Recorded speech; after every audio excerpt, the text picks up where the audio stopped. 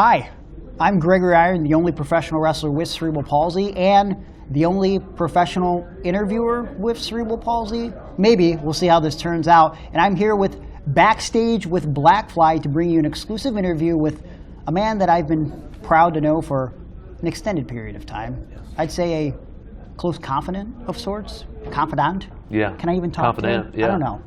Kody Lane. What's up, Greg? Good to see you. I'm confident that I'm sitting here with you and we're going to have a nice discussion about pro wrestling, life, whatever comes up. How the hell are you? I'm doing great. How the hell are you? I'm good. See, I like how we exchange these pleasantries as if I didn't pick you up from the airport. Yeah. And we didn't already have like brief conversations with one another. We're already a little pre-warmed up. A little bit, I would say. We're pumped up for some top-tier wrestling today. Yes, yes. What are you doing on the show tonight? I'm wrestling Jax tonight. Okay. It's the first time matchup. All right. It's been maybe 3 months since I've been to top tier. Okay. Yeah, my last match was with Carter Mason, I believe. All right. Like in the fall of last year. All right. Yeah. So big things popping, little things Yes. stopping. You're Yes. staying busy in the pro wrestling world, I see. What's Yes. what's the most recent things that you've been working on as far as like travel, shows? So yesterday I was in St. Louis. Okay. Did Glory Pro Wrestling. Week before that, I did Winnipeg Pro Wrestling in Winnipeg. Okay. And then before that, I was in Alpha One. So a lot of going back in Canada and forth. Sure. And then Dreamwave in Illinois. That's still a thing. Yeah, it's popping off. Is that still Danny Daniels and those guys? No, or? no. Dreamwave is a guy named Jay. AAW, that's just all Danny. So wait, Jay, I thought Jay originally ran Dreamwave? Yeah, Jay's still running Dreamwave. Okay, but he had a thing with AAW for a while. Maybe? All right, maybe not that was too sure. maybe that was before your time, because for a while, total sidebar here. Yeah, for yeah. a while, AAW out of Chicago did a deal where they owned Dreamwave, because then I had worked Dreamwave back when Jay ran it, but then Danny was running it, so then I was working Dreamwave. It was a whole thing. Well, thank God that's not going on anymore. Okay, whoa, a little bit of heat with the old Danny Daniels, or what? I mean, I don't, he's fine. All right. No problems with Danny.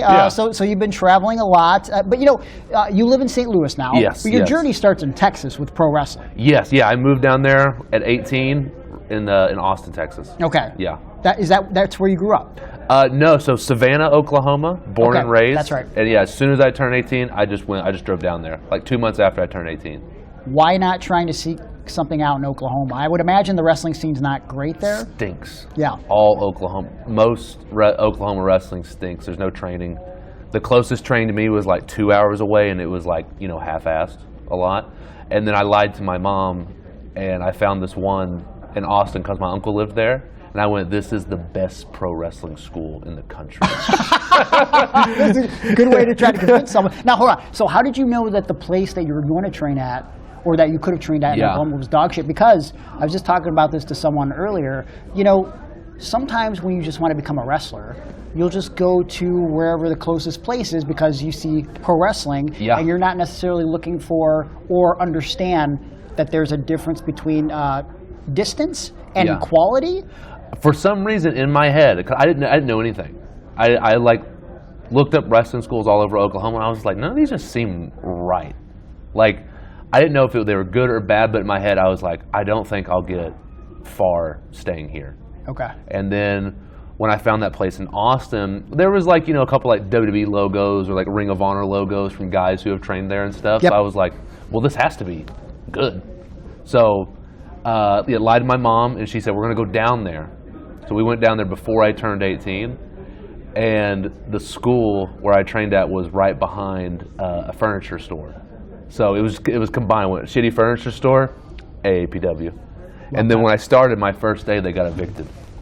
No water in here. They got evicted. Yeah, but we got plenty of BLACKFLY. Yeah. Are you a big drinker, Kody? No. I like tequila, but I'm not like drinking all the time. But if you did drink, it's tequila. But also too, if I did drink, if you did, hypothetically, based on what we're doing right now with this show, I'd probably just mess around, probably drink a gin Greyhound. Okay. Yeah. All right. Well, not taking the bait here. I would, if I was a drinker. Gin Greyhound. Oh, is that the? Yeah. You don't even know the product, Greg. You know what? Admittedly, I'm not a drinker. I just hear from all the Canadians around here that I don't drink anything but BLACKFLY. That's just what I hear. That's all they do. When I hear alcohol, I just think BLACKFLY. That's what I think. They won't shut up about it. So so they get evicted from the The furniture store. Yeah, so my first day, me and Laney Luck started the same day. Okay. Taking down the ring. Okay. That's our first time touching a ring, anything. Laney Luck, she's got the WB ID. She's ID Women's Champion. Yep, very cool. Good for her. Yep. She's the best. We did that, and then we trained at a park for 3 months, like a walking track park. What does that look like? Because, you know, when someone thinks pro wrestling training, they probably think what they've seen in documentaries, television shows, bumping in the ring repeatedly, you know, safety. Yeah. I feel like what you're saying doesn't fit the bill. So, okay, we started in a park. Obviously, in normal wrestling training, when you do see in those like old documentaries and stuff, like, you know, they're hitting the ropes, they're fucking bumping, all that stuff. Didn't learn how to bump for 3 months.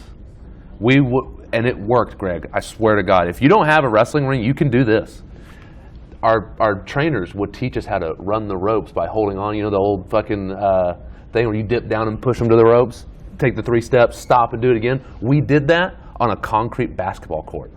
And then when we finally got in the ring, it worked. Like, our steps were like, they were a little off, but they were like good enough. They got there. Interesting. Learned how to do a headlock takeover on the little baseball field that was in the park. And then one day, our trainers, you know, it was like a mess around day. And he was like, guys, we're going to learn how to do a little steel cage selling. So we were just throwing each other in the cage. Can you imagine that? 2 old fat men watching a bunch of like 20-year-olds just like ram themselves into a cage? I mean, I feel like now selling is incredibly important to wrestling. Yeah. And I guess since you have like I'm assuming it's just a mesh fence. Yeah, just a mesh fence, normal mesh fence. You want to know something else about selling? You remember the Razor phone, right? Yeah. They only had 15 seconds to record. Oh. Right? Wow. Well, hold on. Stay with me. So, for some reason, I didn't know what selling was or any of that stuff. I just liked the way guys fell in a ring or like hit their head on a turnbuckle or whatever. So I'd set my Razor phone up and I'd jump off the bed and fly into my wall as a kid and I would sell. I busted so many walls. I'm sure. Yeah. Sure. So This is one of those moments where I say, don't try this at home. Yeah. Literally at home in your room, don't do it. Yeah. What are your thoughts on selling? I love it. Yeah. Yeah. What do you mean? Like what? Like just what in part general, of it? because I feel like today's wrestling, and I don't want to sound like an old man, but I just feel like the selling isn't what it should be, right? Like I feel like guys aren't doing it enough, and I feel like that's where a lot of the money is. Yeah. In selling. Yeah. I always talk to like, you know, people who are higher up than me that we respect and stuff like that. I'm always asking them questions about what to sell more, facial expressions, everything like that. Because like, I mean, I do a bunch of moves in the ring, but I think selling's the same level as that, you know? I don't know, you get lower longevity out of that. Who do you go to as far as guys that you respect that you would seek advice from? Ethan Page.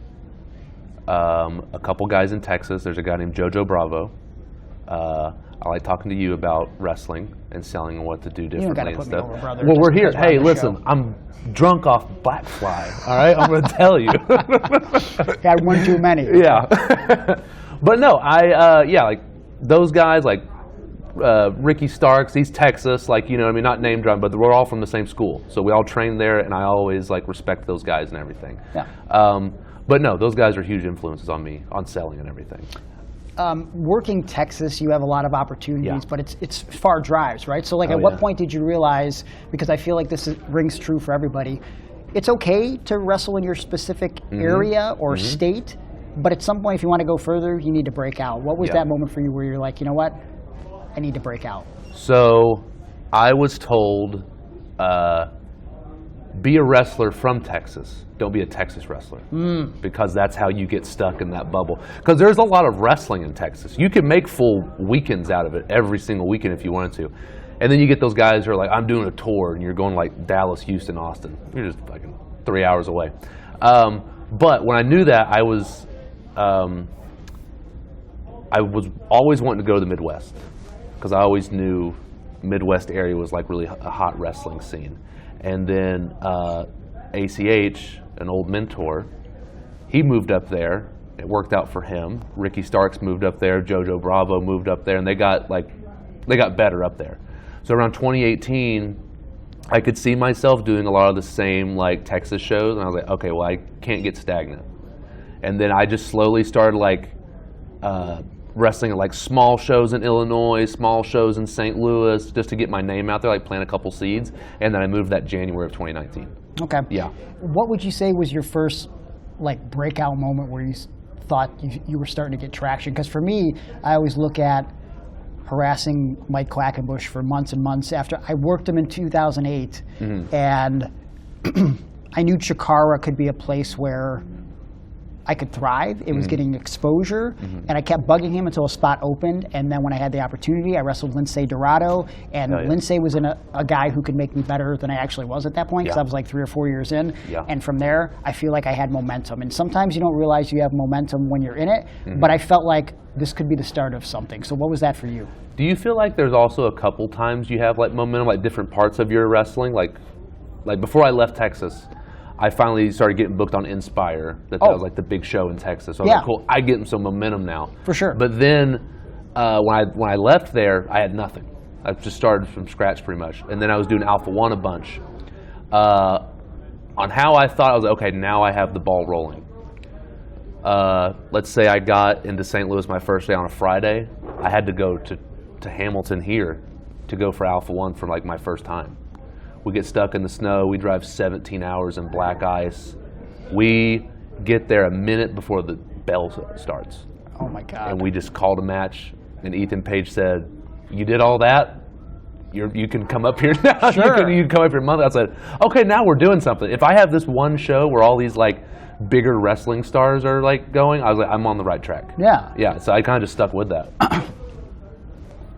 Can you somehow put into words to the average person that just hears, I drove 17 hours in black ice? Like what compels someone to do that? Because even someone like myself that's been around for, as of this year, it'll be 20 years. I think the furthest drive I made was like 12 or 13 hours. I've definitely taken some trips in some very inadequate conditions, but never 17 hours. And you did that pretty consistently, not always with black ice, but like, I mean, still do it sometimes. So there, I'll mess around to it. Why? Why? Well, because I can't. If I wait around, I can't wait, because like they'll just never pick me. And not like oh boo boo, they never pick me. It's just like I knew that at a young age. It's like, okay, well, I'm not getting flown, or these people aren't messaging me back or stuff like that. I was like, if I just tell them I'll get myself there, and if they put me on, that's perfect. Yeah. And that's how it just started doing. Like, I used to do CWE tours. That was like my first introduction into like Canadian wrestling.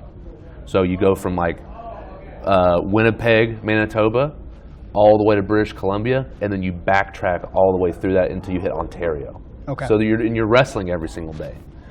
Well, we had a Canadian guy come down to Austin, and we were about to do a tour. And I said, well, to save some money, we'll drive to Winnipeg with you. We drove 26 hours. Dude. And then we started the tour. And then it's just more driving. That's crazy.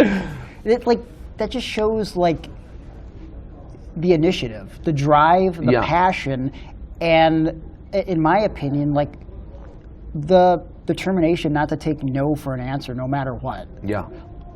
During those drives, like, how do you occupy yourself? Like, let's imagine I can't imagine in some of those areas there's great cell phone service, right? It's horrible. Because a lot of it is like those, we're working on a lot of reservations. Yeah. What are you doing to pass the time besides conversation? What are you learning on the road? Literally, when you're like, if you're driving, it's just like podcasts, shit like that, music. That's all you can do. Like, you can just literally just zone out and just like drink like 1,000 milligrams of caffeine and just think of like wrestling spots and stuff. Sure. Other than that, honestly, like now that when I'm traveling or driving by myself, I always at least try to explore the city now. Yes. At least, if I'm by myself, I'm like, I'll go to the gym in the local grocery store. I don't know why. When I started traveling for wrestling, I was always in such a rush to get to the show and get back. Because also I had like real responsibilities, which back when I was younger, the responsibility was like a terrible job that was basically funding my wrestling hobby until wrestling stopped being a hobby, right? Mm-hmm. But then at some point you have to realize, people would ask me like, oh man, you went to California this weekend. What did you see? And I was like, Nothing. Not a dang thing. I got flown there and then I came right back. Or it's like, oh wow, you drove to Philadelphia. What'd you check out? Like, nothing. I saw this terrible UAW venue that I went to and went back home. So I think it's incredibly important to like be able to say that you've seen something other than the wrestling ring and the venue, right? Mm-hmm. What are the coolest things you've seen based on your travels with wrestling? Well, for one, the first time I met you, we went to Niagara Falls. We did. That was the coolest. First time. That was the coolest thing. Yeah. Shane Saber, we used to do a lot of traveling together. I saw a lot of free hotel breakfasts because I learned that along the way, so that's an easy tip. Give him the full scoop, because especially with Shane Saber, me and him have our unofficial tag team that never existed, the Thrifty Boys. So, little unknown fact.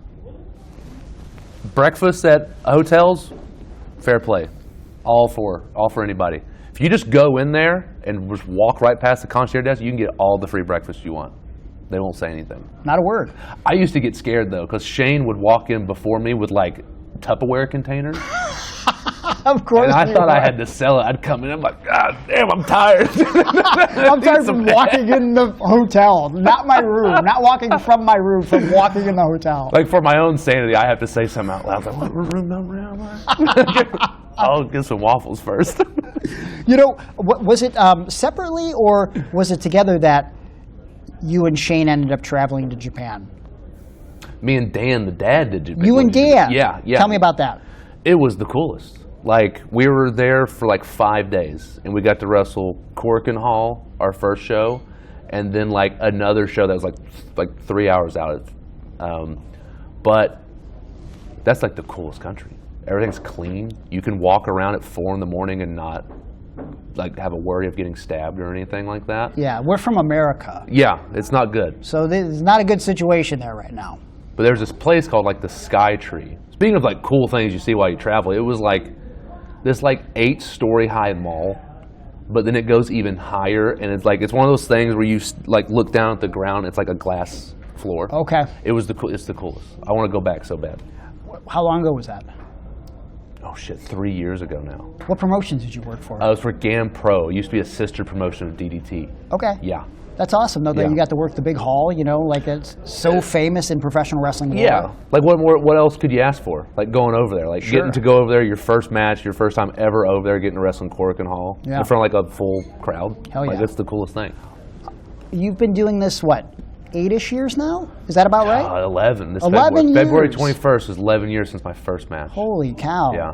So what are your goals? Like, right now, obviously, you've been getting a lot of opportunities with top-tier wrestling. Mm-hmm.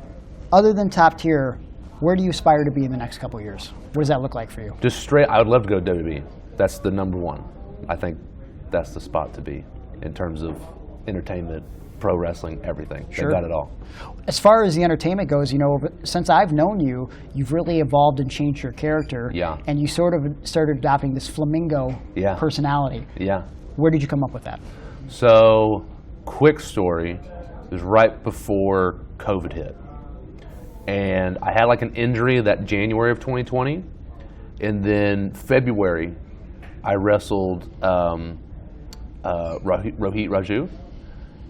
And I was nobody at that point. I was doing Alpha One and stuff like that, but like just do like normal, regular, like indie wrestler guy. I was supposed to be the big baby face. I come out first, and some guy stood up with a Rohit shirt. He went, nope. And I went, fuck, this is going to suck. Yeah. And then he comes out. Everyone cheers him. I was like, man, I really need something. Like, seeing that for the first time, I was like, I need something. I can't just be like a guy who does like a cool move every now and then. Before you transitioned, Yes. obviously, were you and Rohit smart enough to flip the roles, or like what did that look like? Because he's one of the most underrated guys awesome. I've ever been in the ring He's with. great. I'd wrestle him every day. Like, he's so easy. We got the crowd back, Okay. but when he got the pin, big cheers.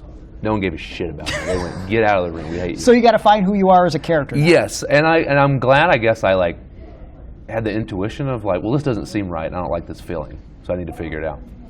And then Mania was coming up of that year, and like I think I was gonna go, and I didn't have any shows or anything. I was like, I don't want to go. And then the world shut down. I was like, yes, I want to go. I don't look like a big loser. All right. I was like, cool, everyone looks like they suck now. But I didn't wrestle for like 6 or 7 months after that, like most of us.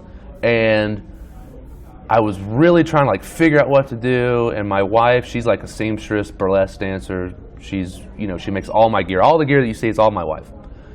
She was like, why don't you just lean into like being flamboyant, redneck like you are in real life, and say the crazy stuff that you do to your friends and just say it out loud. And I was like, okay, fine, whatever. We came up with Southern Flamingo idea, and then I was watching a movie. Have you ever heard of this movie called The Beach Bum? Yes. Do you know Zac Efron's character in that? Yes. You know that he's like all crazy, like crushed punk jacket and stuff? That first jacket I had, I got it from that. Okay. And I was like, here's the start of something. And then as it kept going on, I think like I got introduced to what like nudie suits are, and they're just like gaudy, and I was like, oh, that would be cool as hell. And so I switched all that up, and then there for a while I was doing the nudie suit tearaway, right? And then Ethan Page said he hated my gear, and it looked Bush League, and I had a meltdown. I went, I have to switch it up. So then I told my wife, I said, I have this idea for like a jumpsuit, but they're overalls, and it's a nudie suit.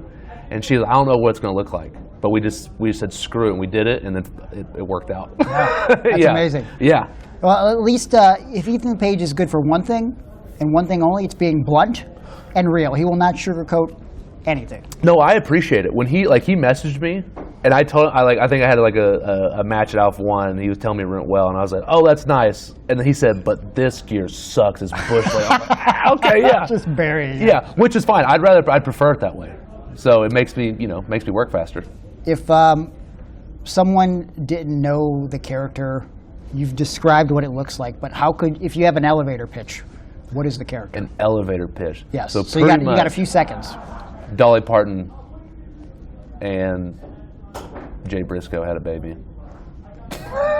Love that. Yeah. Love that. It's like I like really like physical wrestling, like just hard hits or like big moves and stuff like that. But I also love like the entrance of walking down. You know what I mean? It's like it's like a runway show. I like that part of it. Yeah. So Dolly Parton, Jay Briscoe, he's one of my favorite wrestlers to watch growing up. So I had to combine the two. And I think like the way I always describe pro wrestling in general is like wrestling is everything you love. You just don't realize it if you don't like it, right? Yes. And one of my ex-girlfriends, and there have been many, but one of them was really into RuPaul's Drag Race. Yeah. And so that's the way she pulled a lot looked. of inspiration from that. That's how she looked at every wrestler. It was like, look at this outfit, look at this extravagant entrance, and so it sucked her in, and she became a fan, right? Yeah. So I think that's the beauty of wrestling. It's everything that you love, you just don't know it yet. That's the one thing too. Like when I was because we watched a lot of RuPaul during the pandemic. And in my head, every time they would come out to do their final outfit, whoever had the best one, I just forgot about what they did walking. I was like, they won today. Yeah, so that's what I'm trying to do. I was like, if I can dress something really crazy but look good, then hopefully as soon as I come out, they're like, oh, he's the man. Sure. Yeah. And at the end of the day, like it's different for everybody, but I feel like I think you're an incredible wrestler. I think you're extremely underrated. Oh, you could do stuff that I could never imagine, but once you find your persona, that's how people really connect with you. And I think you have something special, and I think you're going to have bigger and better opportunities down the road. But right now, you have a great opportunity all the time here at Top Tier Wrestling. Yes. Is there anybody in the locker room that you see that you're like, I want to wrestle this guy, I want to test myself against this guy? Do you see yourself moving to the top of the card? What do you think? Yeah, absolutely. Forgot to mention it earlier. I'm on a good winning streak. I'm undefeated in Top Tier. I retired Space Monkey. You did? Unfortunately. I love Space Monkey, but it had to be done. One of the all-time greats. A person that I've had my eye on, the one person wrestling tonight, which is Jax. Cody Deaners. Frankie the Mobster. There's a ton of people I've never even touched in the ring. Legends in independent wrestling and beyond. I've heard of Frankie the Mobster, Cody Deaner, all that stuff before I even even traveled outside of Texas. So getting to meet them, be in the locker room is really cool, but now I want to wrestle them. Yeah, really test yourself. Yes, absolutely. And it's always nice when you can put yourself against someone because with more experience, because there's always something to learn in pro wrestling. Yes. And I'm very glad that some people watching Backstage with Blackfly got to learn a little bit about the man behind Kody Lane today. One more thing before we close this out, though. Yeah. If you had a message for an aspiring wrestler, perhaps a young wrestler who's struggling to find their character, their place within professional wrestling, based on your 11 years of experience, what would you tell them? I would say, as cliche as it sounds, like, honestly, legit, be yourself, but find something like that the crowd can understand. You don't want to be too convoluted in what you do, because we see a lot of that. Yeah. You know. But anything that, like, your friends that you respect, anything, bounce ideas off them, because they can help you too. I've had all my friends help me to get to where I am, what I look like, how I talk, what I say, what I do. It's all friends and peers that I respect. So like, use all those tools, I think. And that's how you'll create a good gimmick. I think that's solid advice, and I think this was a solid conversation. I think so too. Now, Greg, I say we shotgun all 4 of these right now. I think we'll start to open them, and then once we begin to actually pop the top, the camera will cut off, and that's how we will end this interview. So let me shake your hand first and foremost. Yes. Good seeing you. Thank you for this conversation, and let's crack open some cold ones. What do you say? Uh-oh. Let's do it. Cut it off, cut it off, cut it off.